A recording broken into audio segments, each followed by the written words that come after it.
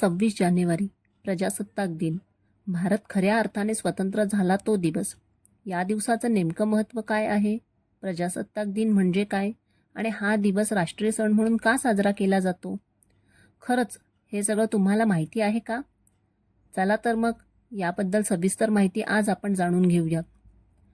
आपण 15 ऑगस्ट 1947ला स्वतंत्र झालो. पण भारत प्रजासत्ताक देश झाला तो म्हणजे 26 जानेवारी 1950 रोजी. हा फरक अनेकांना माहीतच नसतो. 15 ऑगस्टला आपल्याला स्वातंत्र्य मिळालं, पण आपले संविधान, स्वतःचे कायदे, स्वतःचा राष्ट्रपती हे सगळं 26 जानेवारीला अस्तित्वात आलं. सन्मानाचा खरा दिवस म्हणजे 26 जानेवारी. भारताचं संविधान हे जगातलं सर्वात मोठं लिखित संविधान आहे. ही आपल्या प्रत्येक भारतवासियांसाठी अभिमानाची गोष्ट आहे. मग हे संविधान कोणी लिहिलं? तर हे संविधान बनवणारे एक पॅनल बनवले गेले होते. त्यामधील संपूर्ण मसुदा हा डॉक्टर बाबासाहेब आंबेडकर यांनी तयार केला. भारतीय संविधान तयार व्हायला तब्बल 2 वर्षे 11 महिने 18 दिवस लागले. पण एक गोष्ट फारच कमी लोकांना माहिती आहे. ती म्हणजे भारतीय संविधानाची पहिली प्रत छापील नव्हती, तर ती होती हस्तलिखित, म्हणजेच हाताने लिहिलेली होती. तसेच ही प्रत भारतातील महान चित्रकार नंदलाल बोस आणि त्यांच्या शिष्यांनी सजवली देखील होती.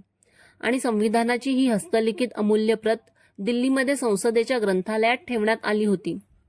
आणि सत्य किस्सा. एकदा मोठा धोका निर्माण झाला. 1975 साली संसदेच्या इमारतीत आग लागण्याची घटना घडली. त्यावेळी सर्वात मोठी भीती होती, जर संविधानाची ती एकमेव हस्तलिखित प्रत नष्ट झाली तर? त्या क्षणी काही अधिकारी आणि कर्मचारी यांनी स्वतःचा जीव धोक्यात घालून सर्वात आधी ती संविधानाची प्रत सुरक्षित ठिकाणी हलवली. कारण त्यांना माहीत होतं, हे फक्त पुस्तक नाही, ही भारताची ओळख आहे. आग विझवली गेली आणि संविधान सुरक्षित राहिलं.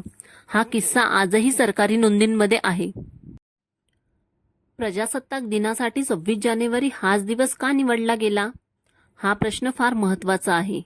26 जानेवारी 1930 रोजी भारतीय राष्ट्रीय काँग्रेसने पूर्ण स्वराज्य हा ठराव मंजूर केला. तेव्हा ब्रिटिश सरकारला स्पष्टपणे सांगितलं गेलं की आम्हाला केवळ हक्क नाही, तर आम्हाला संपूर्ण स्वातंत्र्य हवं आहे. म्हणूनच त्या दिवसाच्या बरोबर 20 वर्षांनी याच ऐतिहासिक तारखेला म्हणजेच 26 जानेवारी 1950 रोजी संविधान लागू करण्यात आलं. झेंडावंदन म्हणजेच ध्वजारोहण यामागचा खरा अर्थ. 26 जानेवारीला होणारं झेंडावंदन हे फक्त एक औपचारिक कार्यक्रम नाही, तर तो क्षण आहे जेव्हा संविधान आणि राष्ट्राला सलाम केला जातो. ध्वजारोहण कोण करतो? प्रजासत्ताक दिन म्हणजेच 26 जानेवारी या दिवशी भारताचे राष्ट्रपती ध्वजारोहण करतात. राष्ट्रगीत का गायले जाते?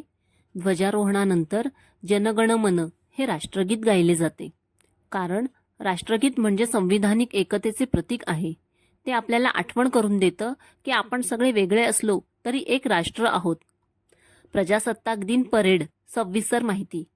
26 जानेवारीची राजपथावरील परेड ही फक्त मिरवणूक नसून ती भारताची शक्ती, शिस्त आणि संस्कृती यांचा आरसा आहे. पूर्वी याला राजपथ म्हणत असत, पण आता याचं नाव बदलून कर्तव्यपथ असं ठेवलं गेलं आहे. हा बदलच एक संदेश देतो, हक्कांसोबत कर्तव्यही तितकंच महत्त्वाचं आहे. राष्ट्रपती हे भारतीय सशस्त्र दलाचे सर्वोच्च सेनापती असतात. तिन्ही सैन्य दलाकडून म्हणजेच लष्कर, नौदल, हवाई दल यांच्याकडून राष्ट्रपतींना मानवंदना दिली जाते. हे दृश्य पाहताना भारतीयांच्या अंगावर शहारे येतात. परेडमध्ये काय दाखवले जाते? राजपथ परेड ही 3 मोठ्या भागात विभागलेली असते. लष्करी ताकद, राज्याची सांस्कृतिक झलक आणि हवाई दलांचं थरारक प्रदर्शन. लष्करी प्रदर्शनात टँक, क्षेपणास्त्रे, आधुनिक शस्त्रसामग्री, जवानांची शिस्तबद्ध पावले असा समावेश असतो. हे जगाला सांगत असतं, भारत शांतताप्रिय आहे, पण स्वतःचं संरक्षण करायला पूर्ण सक्षम आहे. राज्यांची सांस्कृतिक झलक यामध्ये प्रत्येक राज्य आपली झलक सादर करतं. परंपरा, लोककला, इतिहास, विकास कामं या सगळ्याचा समावेश इथे पाहायला मिळतो. एका रस्त्यावर संपूर्ण भारताची झलक पाहायला मिळते. हवाई दलाचं थरारक प्रदर्शन.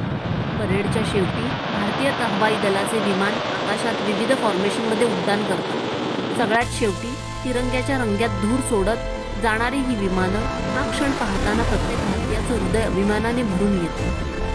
26 जानेवारीचा खरा संदेश हा दिवस सांगतो. भारत राजा किंवा सरकारने चालत नाही, तो संविधानाने चालतो. जेव्हा तिरंगा फडकतो तेव्हा फक्त कापड नाही तर लाखो बलिदानांची कहाणी उंचावते. 26 जानेवारी म्हणजे अभिमान, पण त्याहून जास्त जबाबदारी. जय Hind. I love my flag. तुम्हाला ही माहिती जय कशी हिंद. वाटली ते कमेंट करून जरूर सांगा. आणि अशाच विविध माहितीपूर्ण व्हिडिओसाठी चॅनलला सबस्क्राईब करा, व्हिडिओला लाईक आणि शेअर करायला विसरू नका. धन्यवाद.